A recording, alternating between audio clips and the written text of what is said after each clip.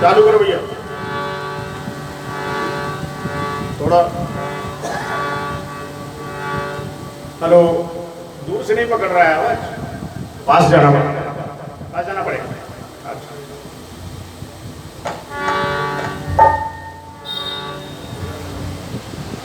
Hello,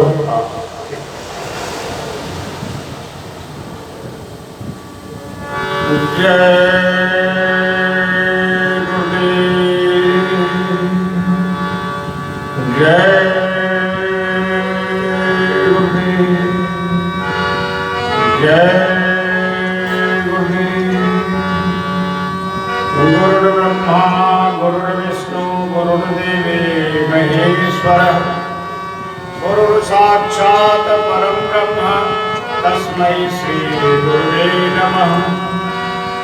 तीन लोक नवखंड में गुरु से बड़ा कोई करता करे न कर सके, गुरु करे सो गुरु। अखंड मंडलाकारं व्याप्तमेन चराचरं तत्पदं दर्शितमेन तस्मै श्री गुरुवे नमः। बंदो गुरुपद कंज कृपा सिंधु नर रूप हरि, जासु वचन रवि कर निकर महामोहत। परम पूज्य गुरु की वंदना, गुरुदेव के चरणों में बार बार नमन। इस वैकुंठ धाम आश्रम पर गुरु पूर्णिमा महोत्सव में परम आदरणीय संत श्री सीताराम दादाजी के चरणों में बार बार चरण स्पर्श नमन अभिनंदन वंदन। बाहर से आए हुए हमारे परम आदरणीय कथा के विशेष रसिक एवं विशेषज्ञ पूज्य आदरणीय मुकेश तिवारी जी महाराज, उनके चरणों में चरण स्पर्श। यहाँ पे उपस्थित सभी लोग, आप सब लोग भी एक बार अपने अपने गुरु का ध्यान करिए, अपने अपने माता का पिता का, और यहाँ पर आए हुए सभी माताओं बहनों बच्चे बच्चियों सबके चरणों में एक बार चरण स्पर्श अभिनंदन एवं वंदन। गुरु पूर्णिमा महोत्सव में गुरु की चर्चा और गुरु के प्रति विरह, गुरु के प्रति तड़प इस हृदय में आपस में चर्चा करके पैदा हो जाए। इस आंख से अगर एक बूंद आंसू भी भगवान के गुरु के प्रति निकल जाए तो अश्वम जलम समर्पयामि, जो रुद्राभिषेक का फल है वो फल आपको प्राप्त हो जाएगा। आंख से आंसू अगर निकल जाए तो जब तक विरह नहीं होगा, जब तक तड़प नहीं होगा, तब तक आंख से आंसू। धन के लिए, रुपए के लिए, दौलत के लिए, परिवार के सदस्यों के लिए तो लोगों को रोते हुए आपने देखा होगा, लेकिन परमात्मा के लिए रोते हुए आपने किसी को नहीं देखा होगा। ईश्वर के लिए लोग नहीं रोते, तो रोता आपने उसी के लिए है जिसके प्रति प्रेम पैदा होता है। तो परम पूज्य गोस्वामी जी महाराज की एक चौपाई गुरु के चरणों में अभिवादन। वंदो गुरु पद पद्म परागा, वंदो गुरु पद पद्म परागा, सुरुचि सुवास रसय अनुरागा।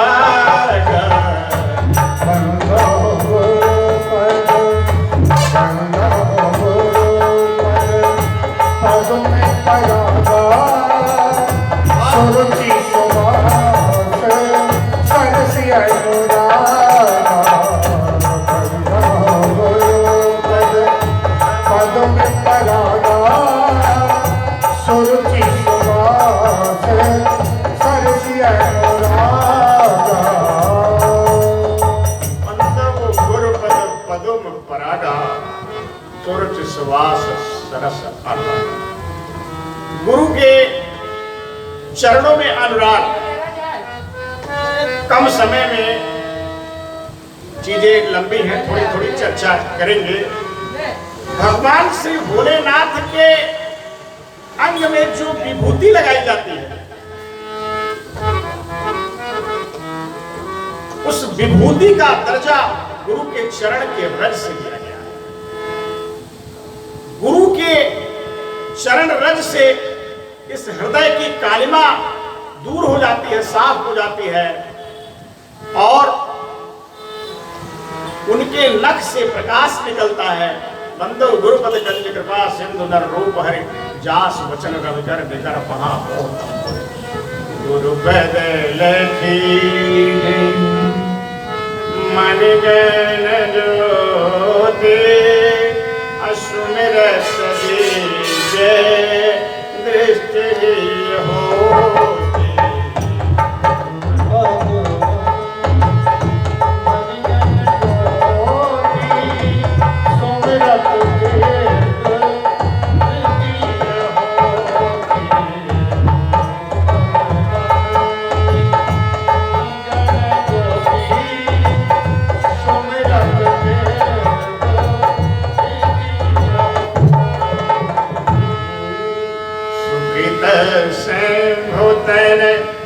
विमल विभूति अमंजुल मंगल मोदक सूति।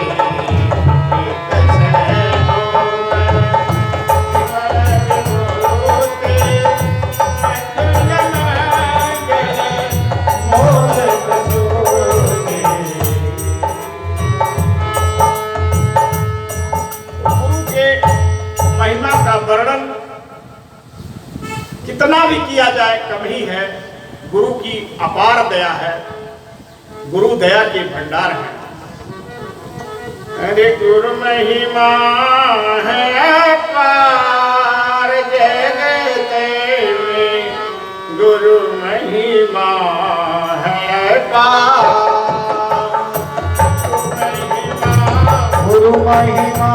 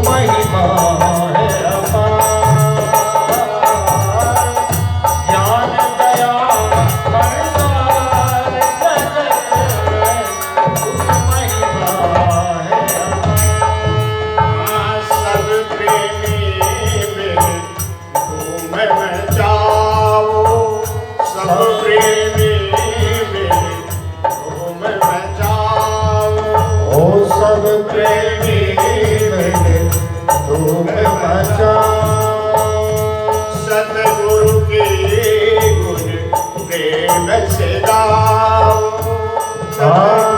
सतगुरु के गुण प्रेम से गाओ। हंस नाम ऐसा जगत में, हंस नाम ऐसा जगत में, गुरु महिमा है ओ अंत नाम है सार जगत में, अंत नाम है सार जगत में, गुरु महिमा है अपार। अंत नाम है सार जगत में, गुरु महिमा है अपार। ओ गुरु महिमा है अपार जगत में, गुरु महिमा है अपार।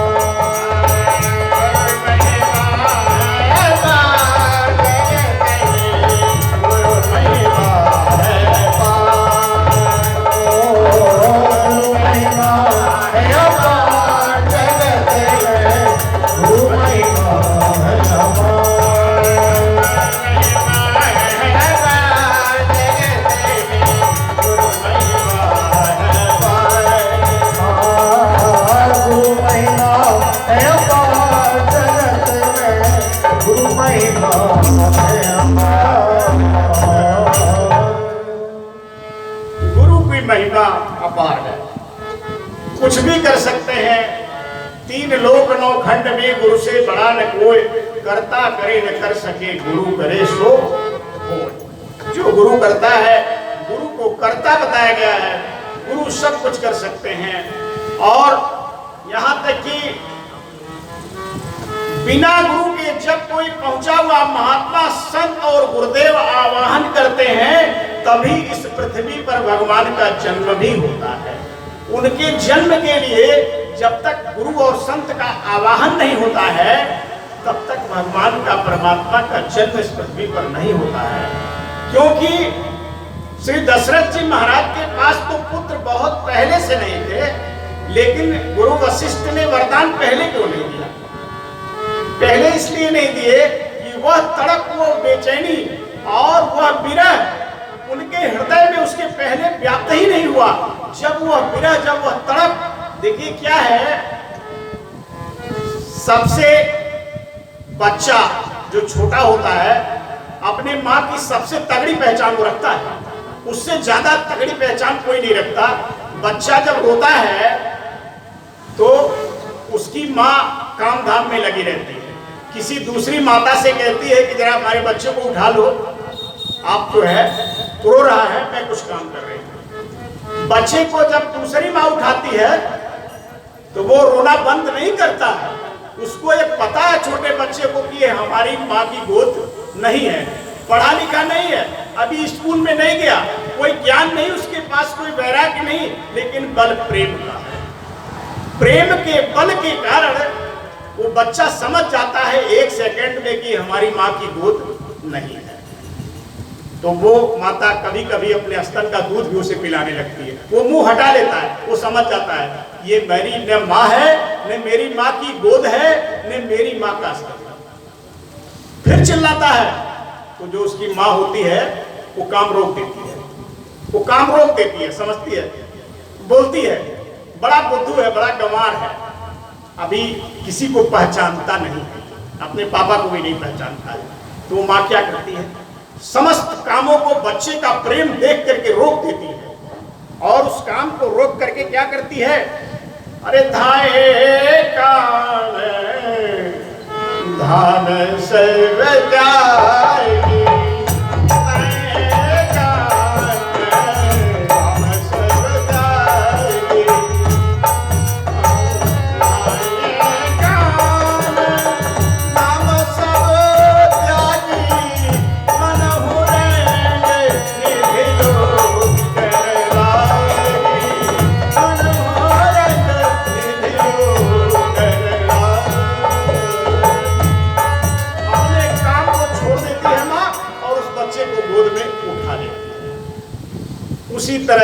परमात्मा के सामने आप ज्ञानी नहीं बनते हैं, प्रेमी बनते हैं, तो करहि सदा तिनके रखवारी अजिम बालक राखे महतारी। जैसे माँ अपने बच्चे को गोद में रखती है, उसी तरह परमात्मा आपकी रक्षा करता है। जब आप ज्ञानी नहीं बनते हैं, प्रेमी बनते हैं, आप उसके बिना नहीं रह सकते। अच्छा, संसार में कौन सी भाषा है जिसे सब लोग जानते हैं? कुत्ता भी जानता, बिल्ली भी जानता, भेड़ भी जानता, बकरी भी जानती। अगर कुत्ते को आप प्रेम करते हैं तो आपके पास चला आता है, पहचानता है। क्या पहचानता है? हिंदी नहीं पहचानता, उर्दू नहीं पहचानता, अंग्रेजी नहीं पहचानता, प्रेम पहचानता है। प्रेम, इस हृदय के प्रेम को जानवर जीव जंतु भी पहचानते हैं। तो यही एक ऐसी भाषा है जो 84 लाख जोनियों में पहचानी जाती है, और यही ईश्वर को भी प्रिय है। इसीलिए गोस्वामी जी लिखते हैं, राम ही केवल, कोई सब्स्टिट्यूट नहीं है, केवल, केवल मतलब कुछ और नहीं, राम ही केवल, अरे प्रेम प्यारा अजाने ले मुझे जान निहारा। राम ही केवल, राम ही केवल, प्रेम प्यारा जान ले सो जान निहारा। राम ही केवल, प्रेम प्यारा जान ले सो जान निहारा। वाह, बहुत अच्छा आपने बजाया और गाया भी। केवल, केवल मतलब कोई सब्स्टिट्यूट ही नहीं है, कोई और नहीं है, केवल प्रेम प्यारा है राम को। भगवान को केवल प्रेम चाहिए। और कौन सा प्रेम? वो बच्चे वाला प्रेम। वो जो बच्चे वाला प्रेम है वो किसी को नहीं पहचानता है, काका को भी नहीं, दादा को भी नहीं, बाबा को भी नहीं, सिर्फ माँ को पहचानता है, सिर्फ माँ को पहचानता है। और माँ उसे अपने गोद से लगा लेती है। और जिस दिन उस बच्चे को ये पता लग जाता है, तो बुद्धिमान हो जाता है, उसको पता लग जाता है कि माँ के दूध में बहुत विटामिन है, इससे शरीर पुष्ट होता है, इससे रक्त बढ़ता है, इससे बड़े फायदे हैं, तो माँ अपना आस्तन ढक लेती है, फिर उसको जानवरों का दूध पिलाती है। बोलती है अब तो जानकार हो गया, अब बुद्धिमान हो गया, ज्ञानी हो गया, अब उसे जानवर का दूध पीना है, माँ का दूध नहीं पिएगा, क्योंकि जानकार हो गया ना, तो जानकार को दूध नहीं पिलाया जाता है। इसी तरह से जब व्यक्ति ज्ञानी बहुत हो जाता है, उसे ज्ञान का अहंकार हो जाता है, तो परमात्मा से दूर हो जाता है। ज्ञान की पंथ कृपान की धारा। कृपान, अच्छा कृपान मतलब दोनों तरफ धार है, इधर भी जाओगे कट सकते हो, इधर भी धार, इधर। तो प्रेम जो है, प्रेम ऐसी चीज है कि परमात्मा प्रेम के सामने संसार का नियम भी बदल देता है। वो कैसे है? भजन आपको एक बार सुनाए थे, प्रगटे प्रेम के पाले पढ़कर प्रभु को नियम बदलते देखा। प्रबल प्रेम के, प्रबल प्रेम के पाले पढ़कर प्रभु को नियम बदलते देखा। प्रबल प्रेम पाले पढ़कर प्रभु को नियम बदलते देखा। प्रबल प्रेम के पाले पढ़कर प्रभु को नियम बदलते देखा। मेरा मान गले टल जाए, मेरा मान ओ अपना मान भले टल जाए, पर भक्त समान ना चलते देखा। प्रबल प्रेम के पाले पढ़कर प्रभु को नियम बदलते देखा। प्रबल प्रेम के पाले पढ़कर प्रभु को नियम बदलते देखा। और मेरा मान भले टल जाए, भक्त का मान न टलते देखा। भगवान अपने भक्तों के लिए ब्रह्मा की लेखनी तक को पलट देते हैं, संसार के नियम को पलट देते हैं, कानून को पलट देते हैं। वो कहते हैं मेरा अपमान हो जाए लेकिन मेरे भक्त का अपमान नहीं होना चाहिए। परमात्मा नियम को बदल देता है। देखिए दूसरी लाइन है, जिनकी केवल कृपा दृष्टि से सागर सप्त बल दे देखा, जिनकी केवल कृपा दृष्टि से सागर सप्त बल दे देखा, जिनकी केवल कृपा दृष्टि से सागर सप्त बल दे देखा, उनको भी जसुदा के भय से, उनको भी जसुदा के भय से असुर दे घटते देखा,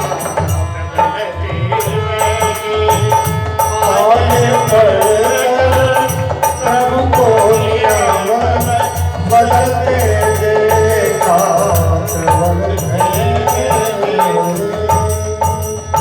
जिनकी केवल कृपा दृष्टि से सागर सप्त उबल, संसार में प्रलय हो जाए, जिसकी एक दृष्टि से उन्हें जसोदा के सामने रोते हुए देखा गया।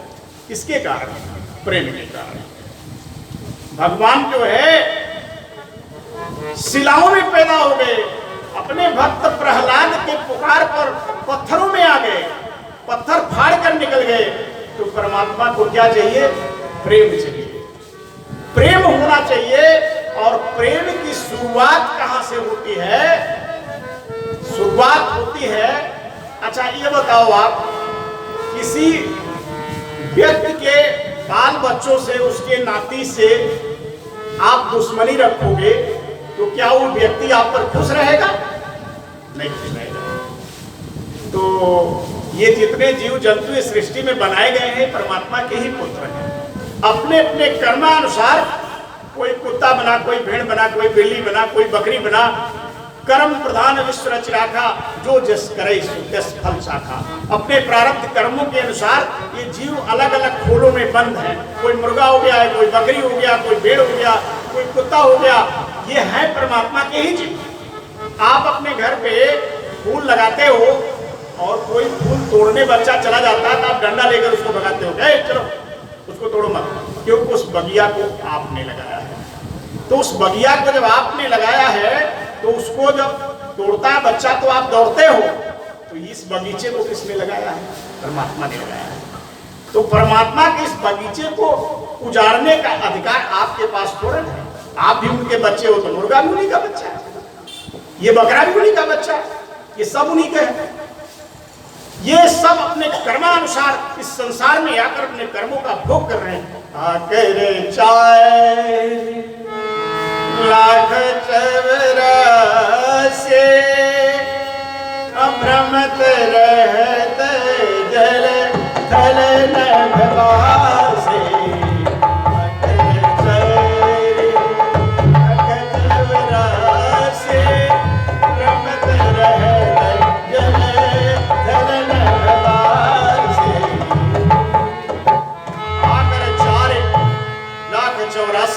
भ्रमत रहत जल थल नभ वासी। मनुष्य शरीर बड़े भाग्य से मिला है। जब संसार में आप 84 लाख योनियों का भ्रमण करते करते थक गए तो भगवान की कृपा से आपको ये शरीर मिला है। लिखते हैं गोस्वामी जी, कृपा से। और क्यों मिला है? इसलिए कि अपने इस मनुष्य शरीर में सच्चे महात्मा, सच्चे गुरु की खोज करके, सच्ची इबादत करके इस जीवात्मा को भगवान के पास पहुंचाने के लिए मिला हुआ है। अरे कब होते करी करुणा कर दे देते सब है तो सने। कब होते करे करुणा कर दे देते सब है तो सने।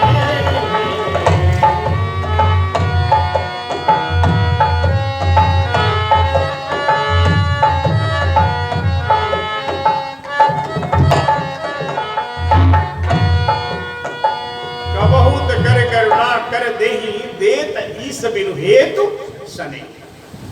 ये आपको मनुष्य शरीर मिला, बड़े भाग्य से मिला। 84 लाख जोनियों में एक ही जोनी कमाती है सिर्फ मनुष्य की, बाकी कोई नहीं कमाता है। और सबसे अधिक टेंशन में मनुष्य ही है, सबसे अधिक टेंशन में तनाव में मनुष्य है। और कमाता और कोई नहीं है, सिर्फ यही कमाता है, बाकी सब बैठ के खाते हैं। अजगर करे न चाकरी, पंछी करे न काम, और दास मलुका कह गए सबके दाता राम। तो सबसे ज्यादा टेंशन में भी यही है, कमाता भी यही है, और कोई दुनिया नहीं कमाती।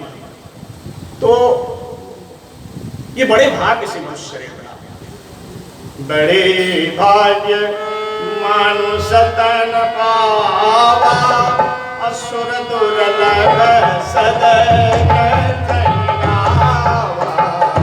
बड़े भाग, वाह, बड़े भाग मानुष तन पावा, सुर दुर्लभ सद ग्रंथन गावा। बड़े भाग, बड़े भाग मानुष तन पावा, सुर दुर्लभ सद ग्रंथन गावा। बड़े भाग मानुष तन पावा, सुर दुर्लभ सद ग्रंथन गावा। बड़े भाग्य से ये मनुष्य शरीर, अमूलक मनुष्य शरीर परमात्मा ने बड़े भाग्य से आपको किराए पर दिया है, और इसका किराया भी आपको भरना पड़ेगा। सत्कर्म, पूजा, संतों महात्माओं की सेवा, धर्म परमात्मा इस मनुष्य शरीर का किराया है, इसका किराया आपको देना पड़ेगा। अगर इसका किराया आप नहीं दोगे तो धर्म की जड़ पाताल में होती है और अधर्म की जड़ अस्पताल में होती है। धर्म की जड़ पाताल में होती है। अगर आप कोई बताओ, किसी शहर में किसी मकान में किराए पर रहोगे और 100-200 रुपए उसका किराया होगा, तो क्या मकान मालिक का किराया आप नहीं दोगे? ठीक है, नहीं भी दे सकते हो, आप बलशाली हो, जबरदस्ती करोगे। तो जब किराया नहीं दोगे तो जिसने मकान बनाया है वो वसूलना भी जानता है, वो आपके ऊपर केस कर देगा, और केस कर देगा तो सूद ब्याज सहित वसूल लेगा फिर, और मकान से बाहर भी कर देगा। उसी तरह से मनुष्य मंदिर किराए का मकान है। मकान मालिक सब कुछ फ्री में दिया है आपको, न किडनी बनाने का पैसा लिया, न आँख बनाने का पैसा लिया, न ऑक्सीजन का पैसा लिया। न तो पता तब लगा जब हॉस्पिटल में गए और 10,000 का ऑक्सीजन 24 घंटे में घोंट गए, और तब पता चला कि यार 70 साल से अरबों रुपए का ऑक्सीजन तो मैं फ्री में घोंट गया। और फिर भी परमात्मा को आप नहीं मान रहे हो, फिर भी उसकी पूजा, उसकी सच्ची इबादत इस मनुष्य मंदिर में, इसका किराया भी आपको भरना पड़ेगा। अगर किराया नहीं भरोगे तो धर्म की जड़ पाताल में और अधर्म की जड़ अस्पताल में ले जाकर अस्पताल में पटक देगा। 1000 रुपए किराया जो था वो 10 लाख में बदल जाएगा और वसूल लेगा आपसे पूरा का पूरा। कष्ट अलग मिलेगा और किराया भी मिलेगा। तो लिखते हैं, किसी संत ने लिखा कि रे मन मुसाफिर अरे निकलना पड़ेगा, काया